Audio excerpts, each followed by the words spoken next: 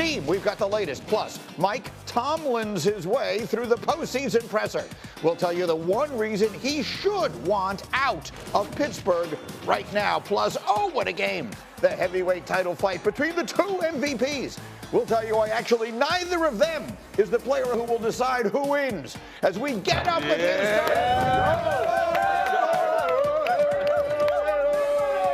ready to go. Kmart is ready to roll. Hawk is ready to roll. These guys are over here. Oh, big night tonight. Big night for Neek tonight. We'll explain why. But huge weekend in the NFL. Let's do this thing, people. We are days away from divisional weekend, the best weekend of the year. So let's do some bold predictions. Neek, Texans, Chiefs, Saturday, 4:30 Eastern, ESPN and ABC. Give me a bold prediction. Well, I need Nico Collins to exploit the DBs for Kansas City Chiefs. Nico Collins is one of the best receivers in football. This offense is different when Nico is out there playing well. If the O-line can hold up long enough to give C.J. Stroud some time, I think Nico Collins could be a problem. They're looking for ways. Yeah, Chris Jones. This is a bigger problem. Jeff, who do you think comes up big in this game? Chiefs run game. Isaiah Pacheco or Kareem Hunt. You can go either way, but don't ever forget what Andy Reid does in the playoffs. He leans on that run game. It'll take pressure off the left tackle. He wants to play physical and then allow Mahomes to be magic man when it counts. I love this matchup for the Chiefs up front. They're going to get after it, and the Texans are going to have to match it to have any shot. So that one's Saturday afternoon. Saturday night, Kmart, give me a bold prediction. Commanders at Lions. Bold? I'm going to give you bold. Jaden Daniels is going to throw 4 touchdowns against the Lions and make this game a lot closer than Jeff Saturday might think. Wow. Neek, can Jaden pull off what would be one of the genuinely great upsets in recent memory? If he's throwing 4 touchdowns, hell yeah. I mean, I think Jaden's deep ball accuracy combined with his athleticism is very difficult for anybody to stop. And then you put the poise of a veteran on top of it. I think he plays well in this game. Well enough to knock off the 1 seed? I don't know about that. Well, look, the Lions defense certainly has struggled, so we'll see. Teddy Bruschi said to me the other day, rookie rules don't apply to Jaden Daniels. That's the truth. So we will see. Jeff, let's go to Sunday, the earlier of the games. Rams, Eagles, give me a bold prediction. A.J. Brown going to be a heat-seeking missile, over 100 yards and a touchdown. And again, he did it the first time he played. He got 5 of 6 matchups in man-to-man coverage. What did he do? 97 yards and a touchdown. The Rams are going to have to do something to slow down Saquon Barkley. They rushed for almost 300 yards. So A.J. Brown going to be reading books, staying in his Zen mode, making it happen. You like A.J. chapter and verse. Oh, look, Neek. Look at Dominique. Hawk, I like that. How can if the Rams are going to pull off an upset here, how would they do it?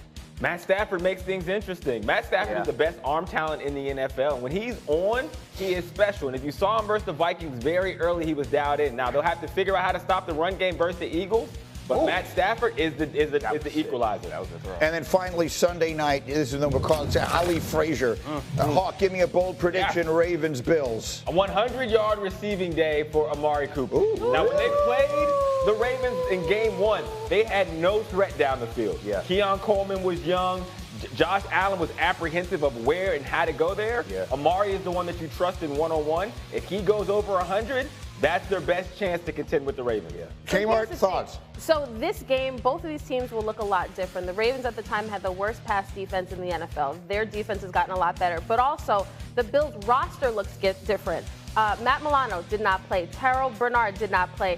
And Taron Johnson didn't play. And Amari Cooper wasn't even on the team at the time. Right. So I think the Bills, look out for them. All right, we are going to go deeply into that game. And as I mentioned, we'll tell you the one player who will decide it. And by the way, it's neither of the quarterbacks. So we'll get to all of that. But next up is the NFL's coaching carousel. There's lots of news out there. And finally, Mike McCarthy is no longer obligated to the Dallas Cowboys. He is expected to interview with the Bears as early as today. The Cowboys, thus, go into the early stages of their coaching search, and as we know, that includes the legendary Deion Sanders. On Monday, Sanders said to Shefty that he loves Boulder, but he called the idea of coaching the Cowboys intriguing. And then Stephen A. Smith yesterday said this. I don't believe Deion's sentiments about Colorado one bit. I've never believed that Deion belongs in Boulder, Colorado. I know he appreciates what they've done for him, just like he appreciated HBCU and Jackson State hiring him. But in the end, this is the damn NFL. I don't believe that one second. I believe if Jerry Jones offers Deion Sanders this job, Deion Sanders gonna take it. Okay, now look. Glasses on. Straight in the ball. Listen, Stephen A. knows Deion. I mean, you know, like if he's saying that carries weight with me. And Hawk, you have what I thought was a fascinating analogy when it comes to the possibility of the dream team. Jerry on. I've given them a celebrity couple name. I love it. I've given them like a Bennifer, Brangelina. They've got a celebrity couple name now.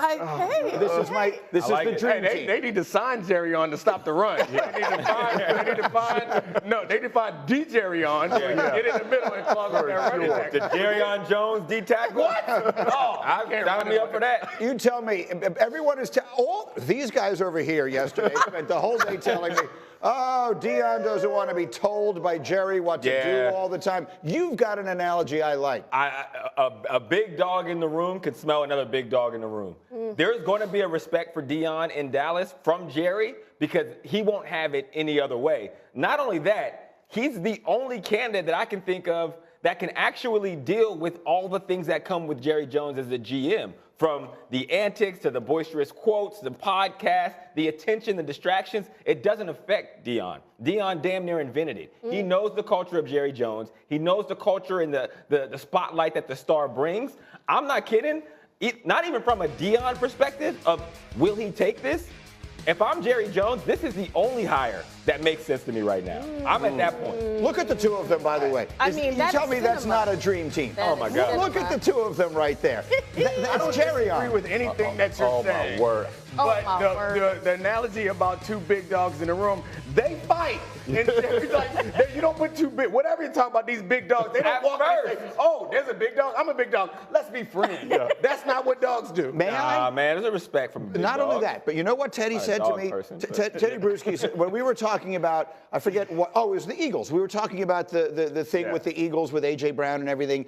And Teddy said, and I'll do my best Teddy imitation, in my best locker rooms, we had conflict. For sure. Conflict. So conflict, fighting is one thing. Conflict is another thing. We got a clash of two egos. We somehow find a way to make it work. Sometimes that creative tension isn't necessarily a bad thing. I wanted to, Greg. I mean, the intensity you're bringing, I'm in. I am so with you. Here's the deal. As big as these dogs are, ain't but one dog writing checks, and his name is Jones, it ain't Sanders, and he's going to ultimately make the say. And when you go into the room and it's a general manager and a head coach, the owner usually steps in and is the voice of reason. That same dude is the guy making the decision. That's the problem for Deion Sanders. I love the intensity. I love Deion as a coach. I do not like Jerry as the owner / GM with Deion. And until that changes, by the way, when the culture you're talking about in Dallas ain't the culture that's in Dallas now. When Deion signed back then, they were a different group of cats. That ain't the same group that's in that locker room nowadays. What about bringing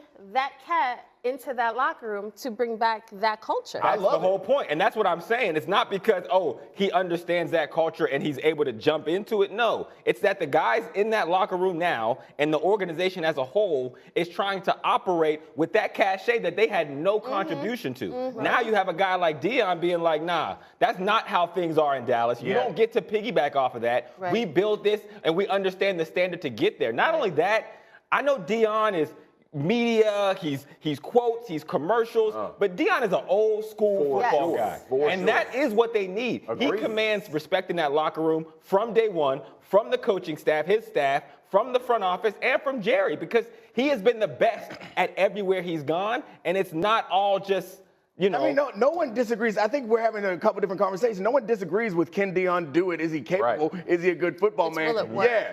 Jerry Jones ain't hiring that man, guys. Yeah. Jerry Jones wants the attention on Jerry Jones. What about hiring Mike McCarthy makes you think that he wants to then hire Deion Sanders? This is not the same. I think Jerry Jones, I would root for it. I want it to happen. I try to bend myself in pretzels just like you, Greedy, to make sure that I can convince myself this is happening. But every time I keep getting back to this guy, Jerry Jones, doing press conferences outside the locker room, he don't want Deion Sanders because they're going to be fewer cameras outside the locker room waiting for him. They're going to be talking to Deion. Because we will literally be like, Jerry, hold that thought. We got to go talk to Deion real quick. And that's sort of what Nick is talking about. When you ask people, like, is this real? Could this happen? Do you think this could work? And everybody points to it's about Jerry. And unfortunately, we have said month after month, week after week with Jerry Jones that he has to do things differently this offseason because he shouldered all. There's no Mike McCarthy to blame anymore. He shouldered much of the blame during this season and for what the roster looked like and for how slowly he got those contracts signed. So if Jerry could sit back and think, what is it that I need here? We need a culture shift. We need a guy who can, in this locker room, who can bring back that. Like, that's what he's always trying to replicate. The olden days of Cowboys lore. I agree with that. Let me ask you this, because this part bothers me, and I am not an apologist for Mike McCarthy. But here's what I would say. In 5 years, he's been 12-5 three times. He lost his quarterback twice. And they went 7 and whatever after he went down. His team battled. I don't think culture is like when we're talking about culture, Mike McCarthy, they didn't just quit on their guy. So what is success for Deion Sanders? If he walks in and goes 12-5 3 years in a row and they don't win a playoff game, are you firing Deion? Because Jerry will be 85. And if it's all about playoff success and Super Bowl success, how do you define success from Deion Sanders' perspective? Because it's not like this team has been awful. They've been good and just haven't gotten it done playoff-wise. That's the issue. I don't know what it's like to be a billionaire and own a football team. But I think if I was, I would not be thinking about under what circumstances am I going to fire my next coach. I'd be thinking about who's the best coach I can get for my team. And he's the best one. I think the issue for Mike McCarthy was like who's running the show. Like, how much say does Mike McCarthy have when it comes to roster construction? Agreed. The reason Deion is intriguing to me is because I don't think Jerry can knock him off his spot in the same way that he does other people. Right, and that's the one thing that makes it. That beat changes everything. This is going to stay out there. This is going to stay in the ether, and we will keep an eye on it as it continues. But we've got a million other places to take you today, including to Pittsburgh.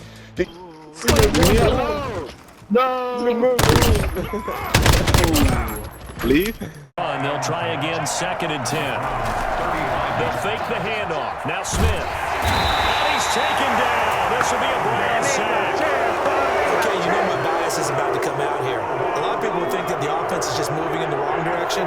I'd say they're moving in the right direction because the defense is pushing them back. Former defensive guy. Now, as a quarterback, 3rd and long, you really got to rally the troops here, don't you? Yeah, you do in a big way. And what else do you have to look out for?